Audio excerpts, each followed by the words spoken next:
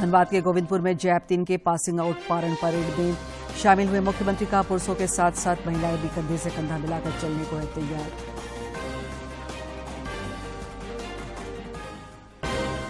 खूंटी के कर्रा में सांसद जन पंचायत कार्यक्रम में काफी संख्या में पहुंचे ग्रामीण। केंद्रीय मंत्री अर्जुन मुंडा ने कहा, सरकार गांवों के सर्वांगीण विकास के लिए कटिबद्ध।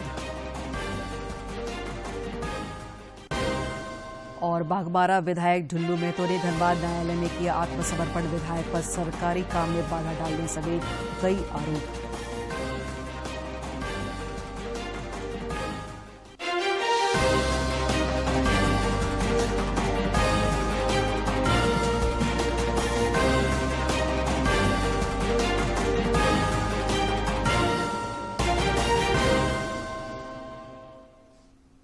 नमस्कार, खबरें झारखंड में आपका स्वागत है। मैं हूं दिव्या और अब समाचार विस्तार से। प्रधानमंत्री नरेंद्र मोदी ने आज मध्य प्रदेश के इंदौर में प्रवासी भारतीय दिवस सम्मेलन का औपचारिक उद्घाटन किया। 8 से 10 जनवरी के बीच आयोजित इस सम्मेलन में दुनिया भर के करीब 70 देशों के प्रवासी भारतीय भाग ले रहे हैं। इस मौके पर श्री मोदी ने प्रवासी भारतीयों को मेक इन इंडिया, योग, आयुर्वेद, मोटा अनाज, गृह उद्योग और हस्तशिल्प जैसे विषयों पर भारत का दूत बताया।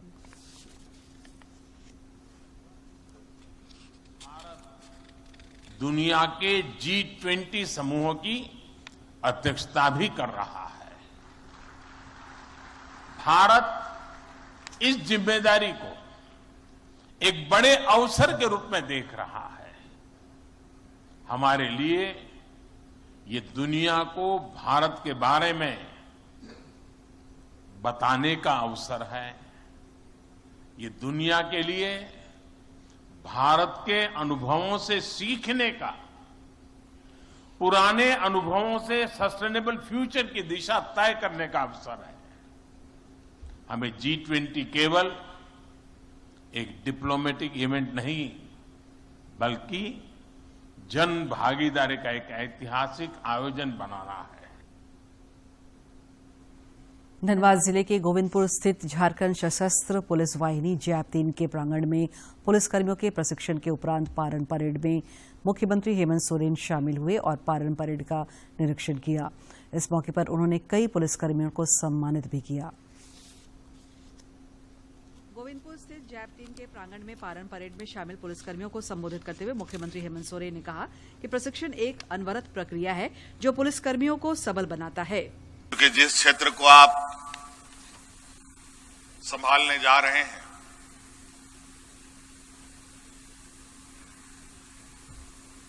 वो क्षेत्र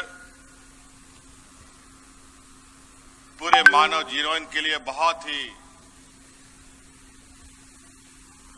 खुशमय भी रहता है, चुनौती भरा भी रहता है,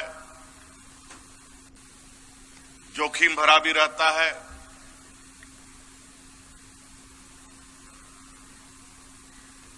और वो सभी चीजों से आपको रूबरू होना है।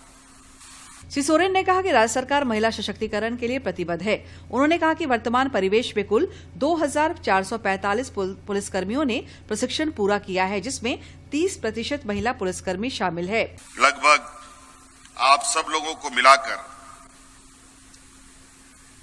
2445 आप लोग जवान तैयार हुए हैं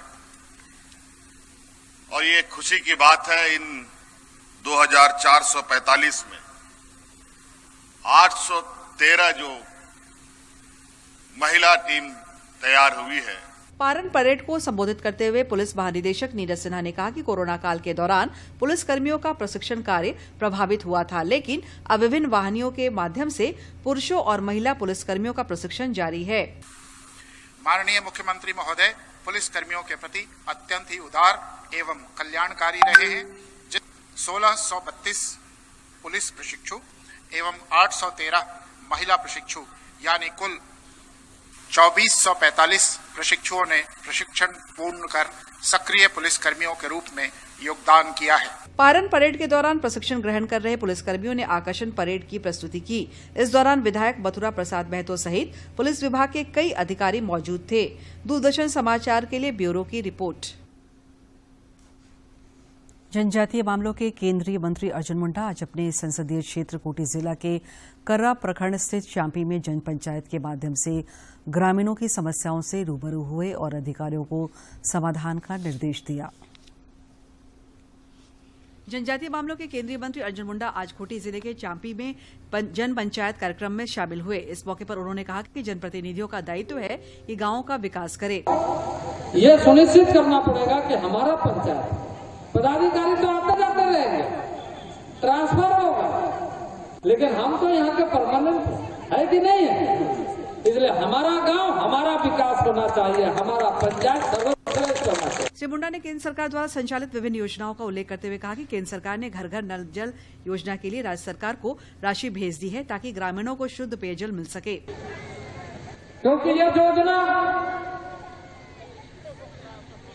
माननीय प्रधानमंत्री जी का एक महत्वाकांक्षी योजना है, क्योंकि अधिकतर बीमारी देखा गया जांच में कि पानी की वजह से शुद्ध पेयजल अगर पीने के लिए मात्र मिल जाए तो उस परिवार का 50% बीमारी घट जाए।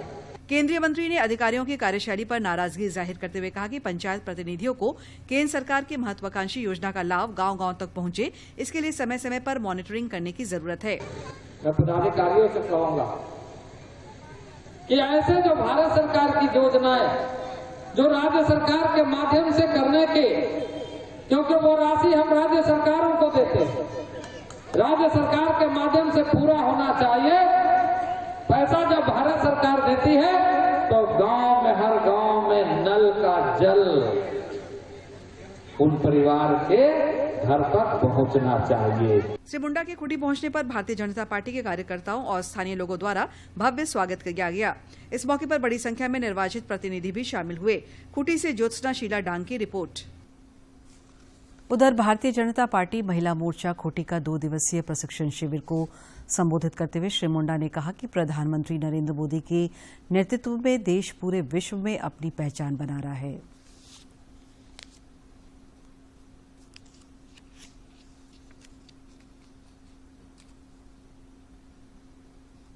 इससे पहले खूंटी दौरे के क्रम में केंद्रीय मंत्री ने डोमारी बुरू के सालेहातू स्थित बिरसा सरस्वती शिशु मंदिर के बच्चों से मुलाकात की और उन्हें पढ़ाई के प्रति सजग किया।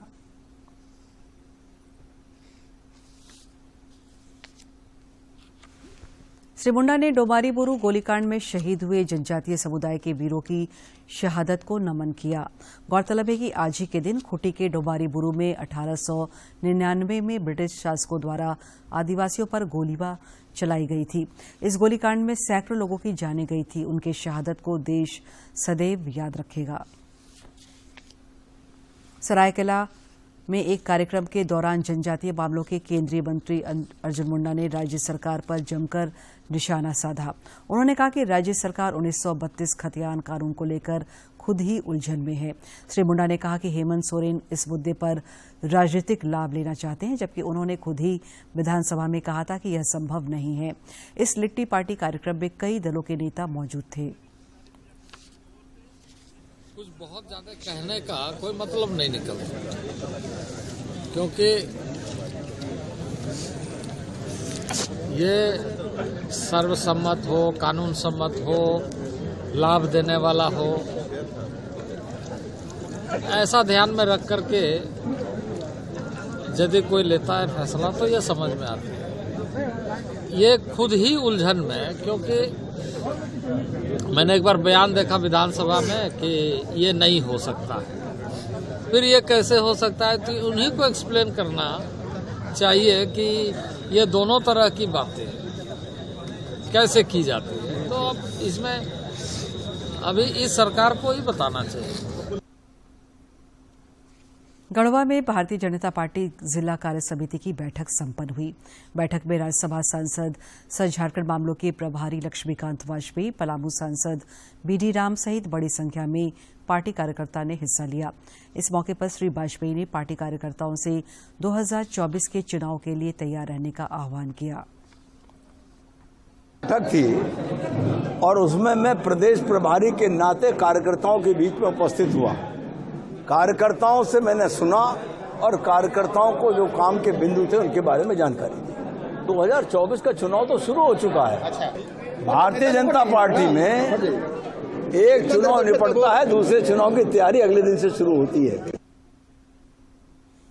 कार्य समिति बैठक को संबोधित करते हुए सांसद बीडी राम ने कहा कि राज्य में चारों तरफ भ्रष्टाचार का बोलबाला है। बालू सहित खनिज संपदाओं का पूरी तरह से दोहन हो रहा है।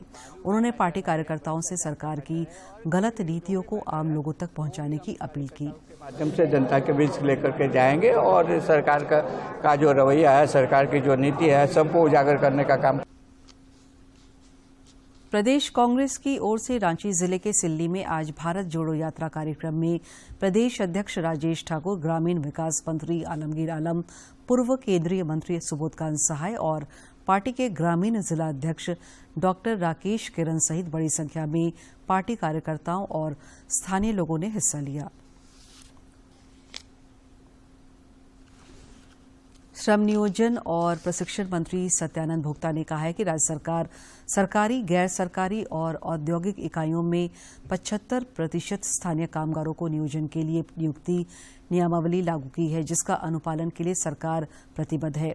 श्री भोक्ता आज चतरा जिले के टंडवा में आयोजित कार्यक्रम के बाद पत्रकारों से बातचीत कर रहे थे। इस मौके पर उन्होंने कहा कि अगले महीने से एक नया पोर्टल विकसित किया जा रहा है, जिसमें कंपनी के कामगारों का सारा डाटा अपलोड होगा और इसकी निगरानी की जाएगी।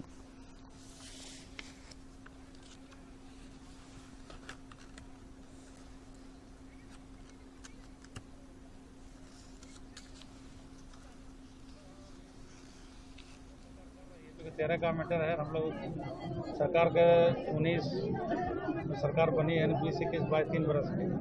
हम लोग इस सब विषय पर हम लोग बड़का गाँव हो, टंडवा हो, सरकार समीक्षा कर रही है। सबको किसानों को न्याय जरूर मिलेगा। सरकार क्या केंद्र सरकार के सूक्ष्म, लघु एवं मध्यम उद्यम MSME विभाग की ओर से रांची में आज से 2 दिवसीय राष्ट्रीय कार्यशाला की शुरुआत हुई। कार्यशाला में लघु उद्यमियों के आर्थिक सशक्तिकरण के विभिन्न पहलुओं पर परामर्श किया जा रहा है। केंद्र सरकार के MSME विभाग की ओर से निर्यात संवर्धन एवं जेम पर आयोजित राष्ट्रीय कार्यशाला को संबोधित करते हुए राज्यसभा सदस्य महुआ मांझी ने कहा कि झारखंड में प्राकृतिक रूप से हस्तशिल्प को बढ़ावा देने वाले संसाधनों की प्रचुरता है। उन्होंने कहा कि ऑनलाइन मार्केट मिल जाने से ग्रामीण उद्यमियों का रोजगार कई गुना बढ़ जाएगा। वहाँ गांव में इस तरह की चीजों की काफी उपलब्धता है, जैसे बांस या बेत या इस तरह की कुछ भी हो, वहाँ से निकाल के हस्तशिल्प को बढ़ावा दे सकती है।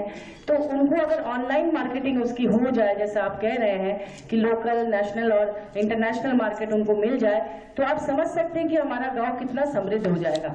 श्रीमती मांझी ने कहा कि इन प्रयासों से स्वयं सहायता समूहों को काफी प्रोत्साहन मिलेगा और खासकर महिला उद्यमियों के लिए रोजगार का सृजन होगा। महिला उद्यमी जो शहरों में रहते हैं, वो भी ऐसी महिलाओं को रोजगार दे पाएंगी जो खुद से सब कुछ नहीं कर सकती हैं। और SHG ग्रुप्स है बहुत सारे, उनसे भी काम करवा के आप लोग उनको रोजगार से जोड़ सकते हैं। मौके पर MSME के सहायक निदेशक सुरेंद्र शर्मा ने बताया कि विभाग लघु उद्यमियों के विकास के लिए रोड मैप तैयार करना चाहती है ताकि वे निर्बाध रूप से आगे बढ़ सके। महिला उद्यमी है, उनको भी हम इसमें प्रमोशन करें, उनको हम सहयोग करें, हैंड होल्ड करें, ताकि वो ज्यादा से ज्यादा पार्टिसिपेट करें। आज आप देखोगे कि जेम पर जो रजिस्ट्रेशन है वो 70% महिला उद्यमियों को है।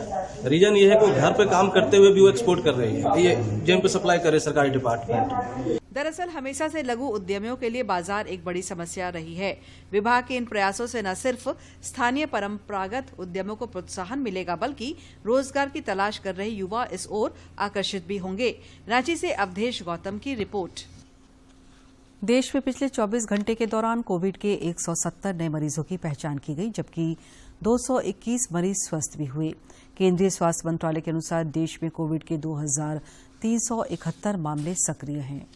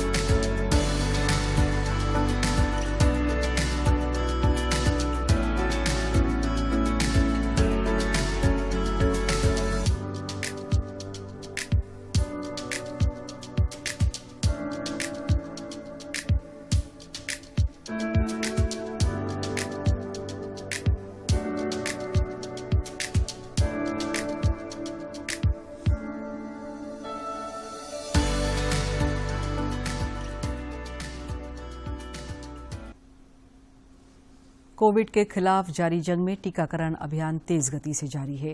केंद्रीय स्वास्थ्य मंत्रालय के अनुसार देश में अब तक 2 अरब 20 करोड़ 14 लाख से अधिक टीके लगाए जा चुके हैं।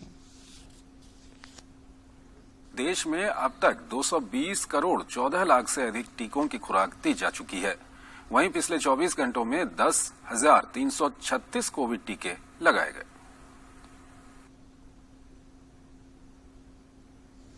राज्य के सुखाड़ प्रभावित जिलों में वस्तु स्थिति का आकलन करने के लिए 10 सदस्यीय केंद्रीय टीम कल से राज्य के 6 जिलों का भ्रमण करेगी। केंद्रीय टीम के कार्यक्रमों का ब्यौरा देते हुए कृषि निदेशक निशा उरांव ने बताया कि यह टीम राज्य के सुखाड़ प्रभावित जिलों का भ्रमण कर वहां किसानों से बातचीत के जरिए वस्तु स्थिति की जानकारी लेगी। इनको लगभग 6 जिला जाने का इनका अभी तक का प्रोग्राम है। 3 टीम बनेगी इनकी, एक 4 सदस्य की और बाकी दोनों 3-3 सदस्य की, और ये अलग अलग जो डिस्ट्रिक्ट्स का चुनाव करके चिन्हित करके वहां जाकर किसानों से बातचीत करना चाहते हैं और कि वहां पे क्या दशा थी और क्या स्थिति थी, इसके बारे में जानना चाहते हैं। कृषि ऋण माफी योजना की जानकारी देते हुए कृषि निदेशक ने बताया कि किसान क्रेडिट कार्ड योजना से लाभुक किसानों का 50,000 तक का ऋण माफ किया जा रहा है। उन्होंने कहा कि योजना के क्रियान्वयन में कुछ तकनीकी दिक्कतें आ रही थी, जिसे दूर करने का प्रयास किया जा रहा है। कि एनालिसिस करने से पता चला, बैंक्स के द्वारा हमें बताया गया कि जो 9 लाख स्टैंडर्ड केसीसी लोन का उन्होंने हमें आंकड़े दिए थे, वो आंकड़े दरअसल बैंक 8 लाख में रिवाइज करना चाह रहे हैं।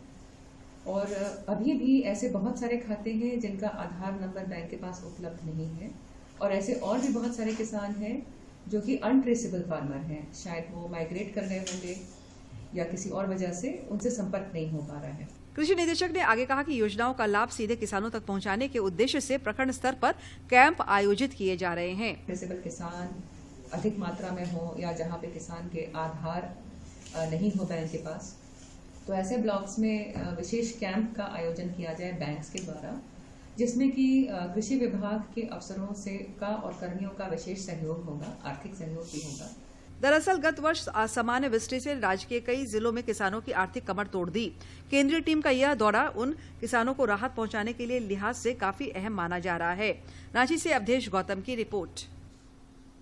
केंद्र सरकार के 19 मंत्रालयों के 42 अधिनियमों में संशोधन के लिए बनी संयुक्त संसदीय समिति की बैठक नई दिल्ली में संपन्न हुई। बैठक में रांची सांसद संजय सेठ सहित कई सदस्यों ने हिस्सा लिया। इस मौके पर सांसद ने कहा कि ब्रिटिश जमाने के बने कानूनों को समाप्त करने की जरूरत है। उन्होंने कहा कि दुर्भाग्य है कि आज भी जंगल में मवेशी चराने की सजा 6 महीने का कारावास है। उन्होंने बताया कि बैठक सार्थक रही और भविष्य में इससे अच्छे परिणाम देखने को मिलेंगे। धनबाद के न्यायिक दंडाधिकारी के समक्ष बागबारा विधायक ढुल्लू महतो ने आत्मसमर्पण किया, जिन्हें न्यायालय ने 14 दिनों के लिए न्यायिक हिरासत में जेल भेज दिया। श्री महतो पर 9 अक्टूबर 2019 में एक वारंटी को पुलिस हिरासत से छुड़ाने और सरकारी काम में बाधा डालने सहित कई आरोप हैं। कल भी मेरा अचानक तबीयत खराब हो गई, हमको रेफर कर दिया गया, फिर भी हम नहीं गए, मगर कोर्ट का हमको आदेश हुआ है उसको पालन कर। ये मामला 2000 प्रधानमंत्री आवास योजना शहरी क्षेत्र के लाभार्थियों के साथ आज हजारीबाग नगर निगम के नगर आयुक्त ने बैठक की और सभी लाभुकों को 1 महीने के अंदर आवास का निर्माण कार्य पूरा कराने का निर्देश दिया। गौरतलब है कि वित्तीय वर्ष 2015-16 में आवंटित आवास का निर्माण कार्य वर्तमान समय तक लंबित रहने के कारण नगर आयुक्त ने लाभुकों को फटकार लगाई। राजधानी रांची समेत राज्य के कई जिले शीतलहर की चपेट में हैं। पिछले 24 घंटे के दौरान खूंटी के न्यूनतम तापमान 4.7 डिग्री सेल्सियस रिकॉर्ड किए गए। रांची स्थित मौसम विज्ञान केंद्र के पूर्वानुमान के अनुसार अगले 2 दिनों में तापमान में किसी परिवर्तन का अंदेशा नहीं है, लेकिन उसके बाद अगले 3 दिनों तक तापमान में 2 से 3 डिग्री सेल्सियस की बढ़ोतरी दर्ज की जाएगी। इस दौरान मौसम शुष्क रहेगा और आसमान आमतौर पर साफ रहेगा। और अब एक नजर डालते हैं प्रमुख शहरों के आज के तापमान पर। राजधानी रांची का अधिकतम तापमान 27 और न्यूनतम 9 डिग्री सेल्सियस रिकॉर्ड किया गया। जमशेदपुर का अधिकतम तापमान 29.1 और न्यूनतम 10 तथा डाल्टनगंज का अधिकतम तापमान 26.2 और न्यूनतम तापमान 5.6 डिग्री सेल्सियस रिकॉर्ड किया गया। राज्य में कड़ाके की ठंड और शीतलहर के बढ़ते प्रभाव को देखते हुए राज्य सरकार ने आंगनबाड़ी केंद्र के संचालन समय में परिवर्तन किया है। महिला बाल विकास एवं सामाजिक सुरक्षा विभाग के संयुक्त सचिव ने सभी केंद्रों को सुबह 9:30 बजे से दोपहर 1 बजे तक खोलने का आदेश जारी किया है। लोहरदगा के उपायुक्त बागबारे प्रसाद कृष्ण ने आज राष्ट्रीय स्तर पर कराटे प्रतियोगिता में बेहतर प्रदर्शन कर घर लौटे खिलाड़ियों को सम्मानित किया। कुडू प्रखंड सभागार में आयोजित सम्मान समारोह को संबोधित करते हुए उपायुक्त ने कहा कि राष्ट्रीय स्तर पर सफलता प्राप्त करना लोहरदगा जैसे छोटे जिलों के खिलाड़ियों के लिए गौरव की बात है।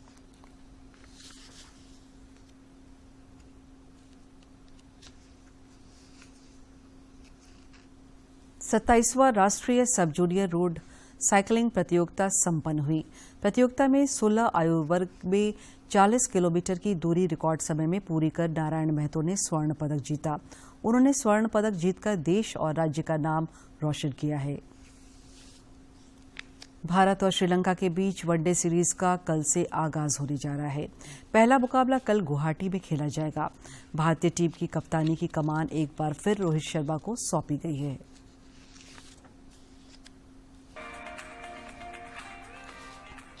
श्रीलंका के खिलाफ T20 सीरीज पर धमाकेदार अंदाज में कब्जा जमाने के बाद अब मैन इन ब्लू इस साल की अपनी पहली वनडे सीरीज के लिए कमर कस चुके हैं।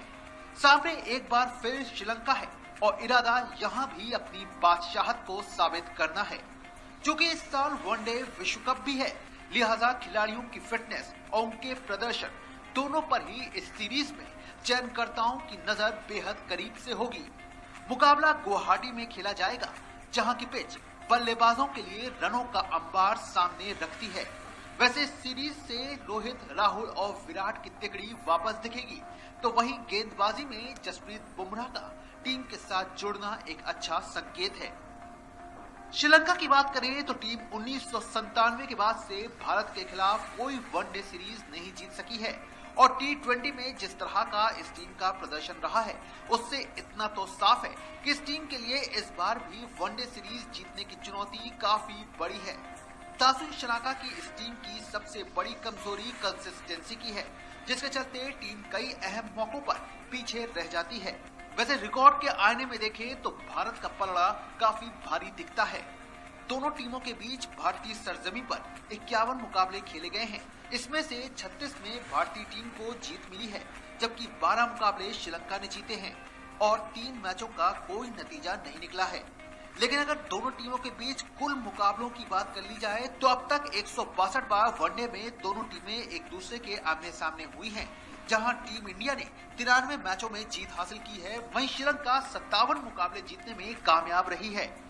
एक मैच टाई रहा है और 11 मैचों का कोई नतीजा नहीं निकल सका। दोनों टीमों के बीच आखिरी वनडे सीरीज 2021 में खेली गई थी, जिसे टीम इंडिया ने 2-1 से जीता था। तो कुल मिलाकर ये एक ऐसी सीरीज रहने वाली है जहां दोनों के ही जहन में कहीं न कहीं विश्व कप की तैयारी रहेगी और तैयारी का यही रूप इस सीरीज को रोमांच से भर देगा। Sports desk, DD news.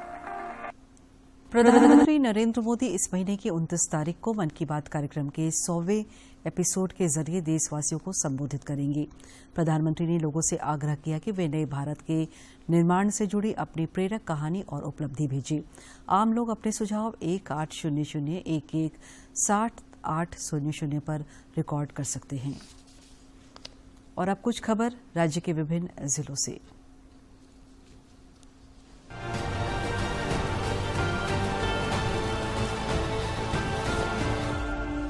Ranchi के चर्चित सुषमा बराइक मामले में गिरफ्तार हम पार्टी के राष्ट्रीय प्रवक्ता दानिश रिजवान को सभी पदों से मुक्त कर दिया है।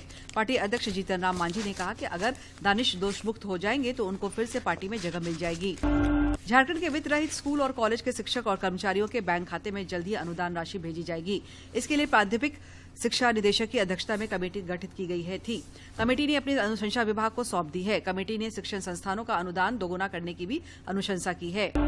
ईडी की तरफ से जल्द ही छत्तीसगढ़ के शराब सिंडिकेट से जुड़े लोगों पर कार्रवाई की जाएगी। Chhattisgarh state marketing corporation limited को ही झारखंड में नई उत्पाद नीति लागू करने के लिए सलाहकार नियुक्त किया गया था। इसके बाद छत्तीसगढ़ शराब सिंडिकेट से जुड़े कई लोग और कंपनियां भी झारखंड आ गई। इसको लेकर ही ईडी ने झारखंड में अपनी कार्रवाई करने की रूपरेखा तैयार कर ली है।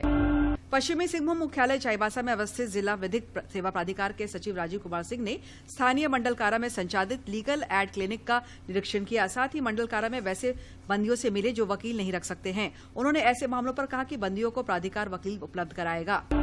रेलवे ने महाप्रबंधकों द्वारा हर साल राजशाही तरीके से किए जाने वाले निरीक्षणों को तत्काल प्रभाव से बंद कर दिया है। देश भर के 17 जोन के जीएम को बिना कोई तामझाम किए निरीक्षण करने का निर्देश जारी किया गया है। हाल में पूर्व मध्य रेलवे के जीएम ने कोडरमा, हजारीबाग रेलखंड और धनबाद रेल मंडल का निरीक्षण किया और यह निरीक्षण बिना तामझाम के पूरा हुआ। पूर्वी सिंहभूम के बहरागोरा थाना क्षेत्र की रहने वाली एक महिला से डोमजुरी नदी के किनारे सामूहिक दुष्कर्म करने का एक मामला थाने में दर्ज हुआ है। महिला घटना के दिन शाम 4:30 बजे डोमजुरी नदी के पास गई हुई थी। इस बीच ही आरोपियों ने उसे दबोच लिया और सामूहिक दुष्कर्म किया। राज्यसभा सदस्य आदित्य साहू ने ठंड में बढ़ोतरी को देखते हुए रांची जिले के ओरमांझी प्रखंड अंतर्गत अपने पैतृक गांव कुच्चू में भाजपा ओरमांझी मंडल द्वारा आयोजित कार्यक्रम में गरीबों एवं असहायों के बीच कंबल का वितरण किया। इस दौरान बड़ी संख्या में ग्रामीणों के अलावा पार्टी कार्यकर्ता उपस्थित थे। गुमला पुलिस ने हत्या के 2 अभियुक्तों को गिरफ्तार कर जेल भेज दिया था। विगत 4 जनवरी को एक व्यक्ति की हत्या कर दी गई थी, जिसके आरोप में अभियुक्त अजय महतो तथा संजू देवी को गिरफ्तार कर न्यायिक हिरासत में भेजा गया। केंद्रीय शिक्षा राज्य मंत्री अन्नपूर्णा देवी ने कल दिल्ली स्थित आवास पर कोडरमा लोकसभा क्षेत्र के प्रवासियों के साथ सहभोज का आनंद लिया। इस अवसर पर प्रवासियों द्वारा गीत गाकर मनोरंजन किया गया। चेन्नई में 8 से 23 जनवरी तक चल रही भारतीय महिला फुटबॉल टीम के गठन को लेकर झारखंड की ओर से चयनित खिलाड़ी बिरसा मुंडा एयरपोर्ट रांची से चेन्नई के लिए रवाना हो गई। झारखंड के 9 खिलाड़ियों का चयन प्रशिक्षण शिविर के लिए किया गया है।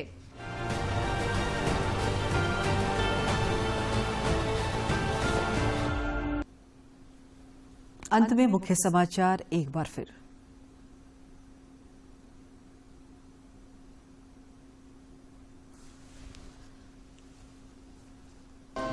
प्रधानमंत्री नरेंद्र मोदी ने इंदौर में प्रवासी भारतीय दिवस सम्मेलन का किया उद्घाटन। कहा प्रवासी भारतीय मेक इन इंडिया योग, आयुर्वेद और हस्तशिल्प के हैं दूत।